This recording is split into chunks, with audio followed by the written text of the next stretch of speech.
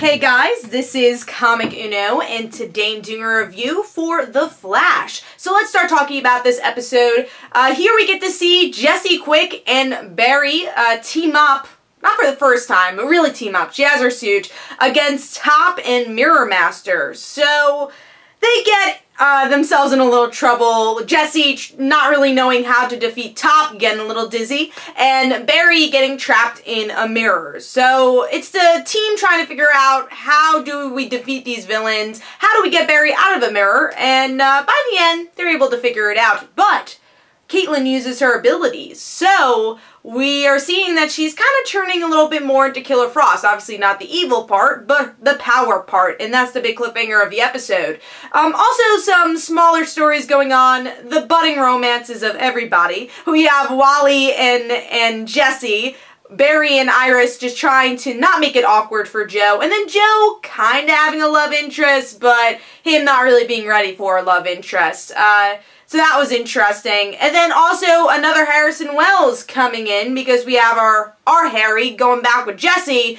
He says, hey, how about, you know, try out the other multiverse Harry Wells. And you get this kind of geekier version of Harrison Wells, and we'll see how that works out in the next episode. So what did I think? I thought this was a really fun episode. I really think that Flash has gotten back on track from the kind of slow start of Flashpoint, or the weird start of Flashpoint. I loved Jesse being Jesse Quick. I thought that was really fun, and that she's not the perfect superhero. She's able to learn from her mistakes in a very Jesse Quick way, that she uses her intelligence to defeat Top. And I like that Top was kind of her villain to defeat. I thought that was fun, and hopefully we get to see Jesse again before the season ends, because that'll be fun. The Harrison Wells part was the weird aspect of the episode, because I liked it for comedic relief, because it was hilarious to see all these different Harrison Wells, but at the same time, story-wise, does it really make sense for our heroes, our team, to want another Harrison Wells after everything that happened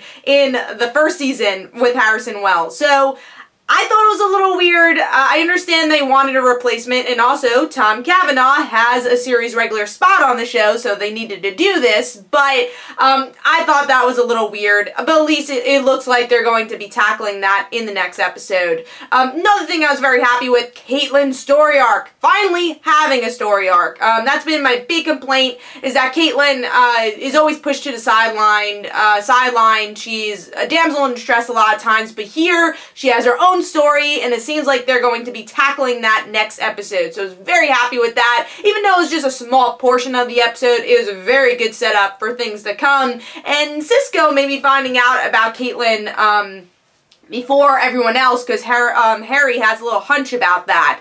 Now let's start talking about Mirror Master. Love the look of Mirror Master and just the power is utilized here, and the same goes for Top.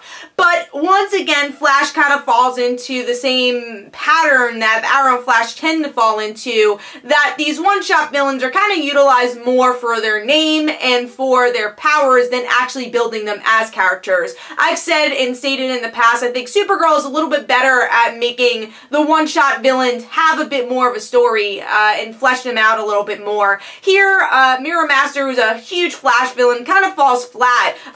Even though his powers are really cool, his motives are really flat, and it kind of takes you out of the story. Even, again, great fight. Flash does well with that, but they really do need to work on the storylines with Mirror Master and all these rogues characters. But like I said, overall, really had fun with this episode. I like the romance stuff, love the comedy and chemistry between Iris and Barry, and the budding romance between Wally and Jesse. It's a shame that Jesse's not a series regular, because I think they built her character so well, especially with Wally and Jesse. Hopefully we get to see more of them in the future. I think Jesse would be an awesome series regular, especially that wouldn't have put them in that little hole they had with the Tom Cavanagh storyline, if they made Jesse a regular too. But hey, money-wise, I don't know if they could. But yeah, this was definitely a solid episode. I had a lot of fun with it, and looking forward to seeing where Flash will go.